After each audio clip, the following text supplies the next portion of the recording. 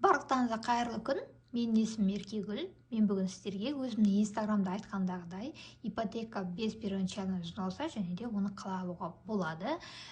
Яғни бастапқы жарнасыз ипотеканы қалай алады және де ай сайын төлем қанша болады және де переплата қанша болады және қандай процентный ставкамен аласыздар, сол туралы айтқым келеді.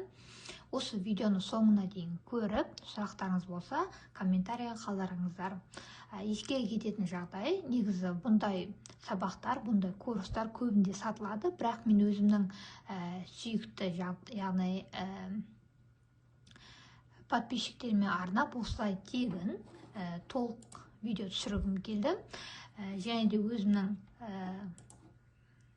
тұрақты оқырмандарым үшін өте көп адам сұрайды, ипотека без первоначального взноса қалай алуға болады.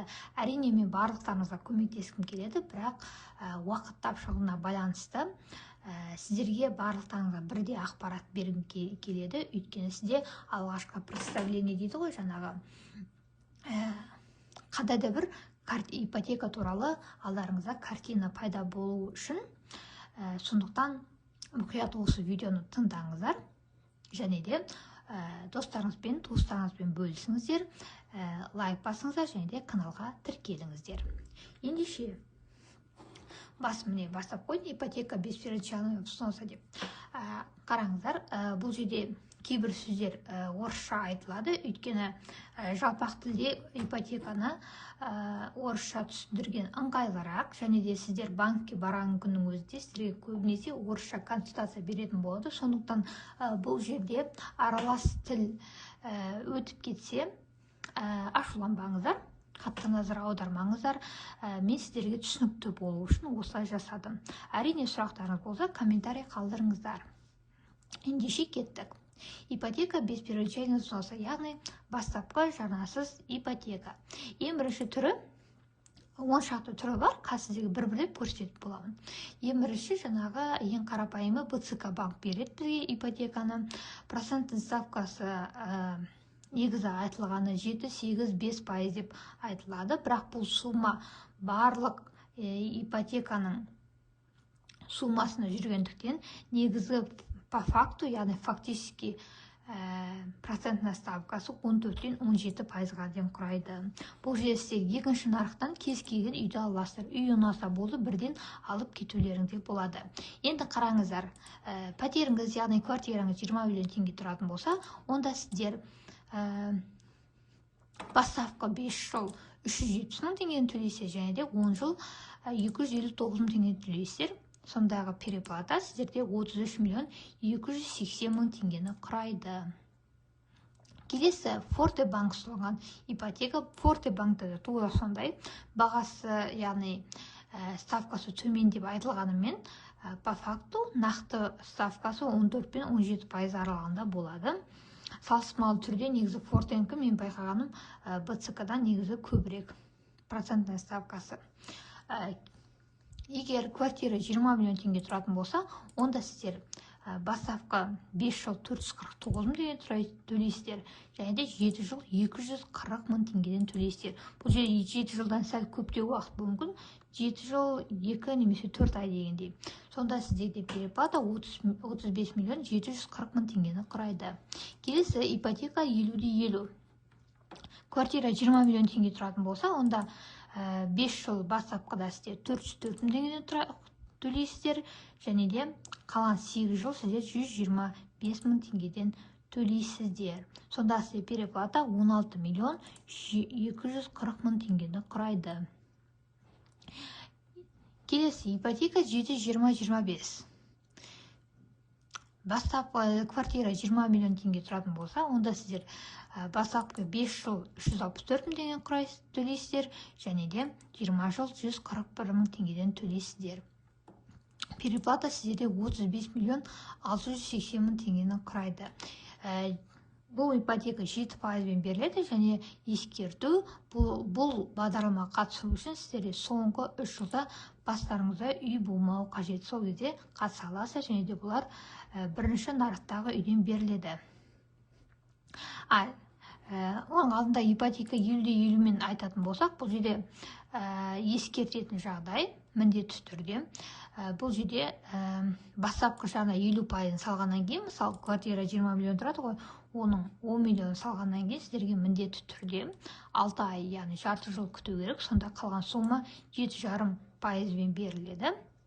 Бірінші болсын, екінші болсын нарықтан үй алуға болады. Егер бірінші нарықта алсаңызда бұл жерде 7,5 емес, одан да төмен пайыз болады, 7%. Сондықтан бұл жерде ескере кететін жағдай, күтесіздер жарты жыл. Келесі партнерская ипотека бар. БЦК-мен беріледі. Бұлар бірінші нарыққа беріледі.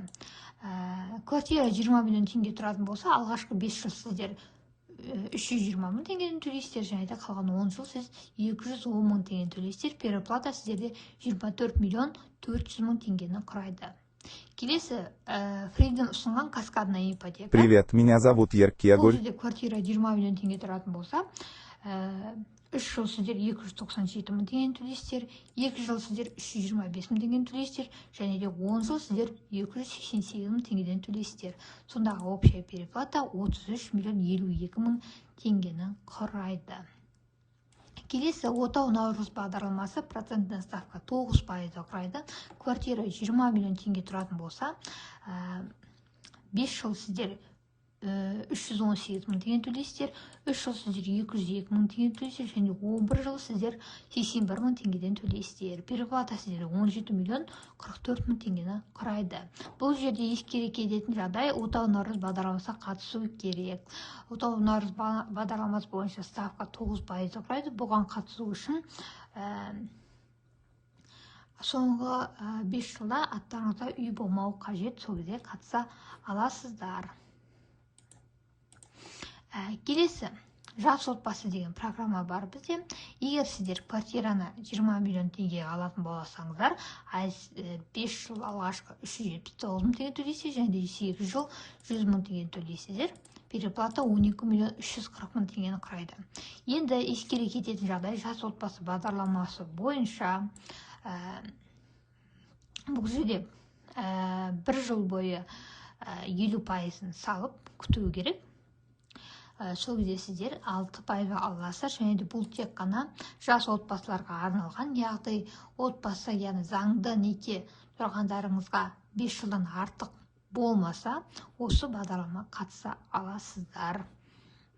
6%-бен ғана берілгендіктен переплатасы да аз болады. Келесі, 30-70 бағдарламасы, процентная ставка 7% құрайды. Квартира 20 миллион теңге тұратын болса, бұл 20 миллион деп жазғанмен, Астана қаласы бойынша негізі 30-70 пен 20 миллионға мүлдем ешқандай үй жоқ. Мен оны зерттедім. Кемі 21-22 миллион болады. Сонда сіздерде бастапқы 5 жыл сіздер 355 мың теңге төлейсіздер, қалған 8 жыл сіздер 160 мың теңгеден төлейсіздер. Переплата сіздерде 16 миллион 660 мың теңгені құрайды. Тағы да ескерте кететін жағдай, бұл жерде шамалас суммалар жазылған, яғни 5-10 мың теңге айырмашылық болатын болса, қатты сөкпеңіздер. Бұл мысалға келтіріп образын алған расчеттар, көбінесе 90% бұлар дұрыс келеді. Өйткені бұның сыртында банктер кейбір клиенттерді индивидуально қарайды, соған да назар аударыңыздар. Ал негізінде 90% бұл расчеттар дәлме-дәл келеді. Келесі, рассрочкамен алуға болады. Рассрочка дегенде, негізі рассрочканың түрлері көп рассрочкалар негізі строительный компанияларда жаңа үйлердің үй біткенше 11 айға, 12 айға беріледі. Бірақ мен өзім инстаграмда айтып жатамын, рассрочкалар бар, застройщиктен берілетін 5 жылға алуға болады. Бұл жерде ескере кететін жағдай, бұндай рассрочкалар 5 жылға берілетін, олардың сандары аз болады. Бір берілгенде немесе бір қалада, мен Астана қаласы бойынша айттырмын, бір берілгенде бір айда 50 квартира, 100 квартира, немесе 20 квартира ғана шығу мүмкін. Сондықтан бұл жерде бас шарт квартира 20 миллион теңге болатын болса, первоначальный взнос 50% салу керек. Ол 50% сіздер өздеріңіз несиеге аласыздар. Сонда ай сайын сіздер 445 мың теңге төлейсіздер 5 жыл бойы. Сонда сіздерде 20 миллион үйіне переплата 670 мың теңгені құрайды. Яғни рассрочка аламын десеңіздер, квартира 20 миллион теңге тұрады. Ай сайынғы төлем сізде 445 мың теңге тұрады.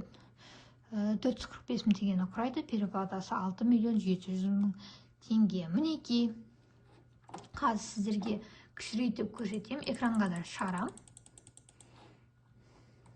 Мінекей, дәл осындай бастапқы жаңасыз үй алудың осындай түрлері бар. Енді қандай да бір сұрақтарыңыз қалса, әрине комментарияға жазыңыздар. Әрқайсыңызға жауап беруге тырысамын. Егер де осындай видеолардың көп болған қаласаңыздар, каналға тіркеліңіздер, лайк басыңыздар және де достарыңызбен бөлісіңіздер. Назарларыңызға рахмет. Алдағы уақытта да осындай видео түсіруге тырысамын.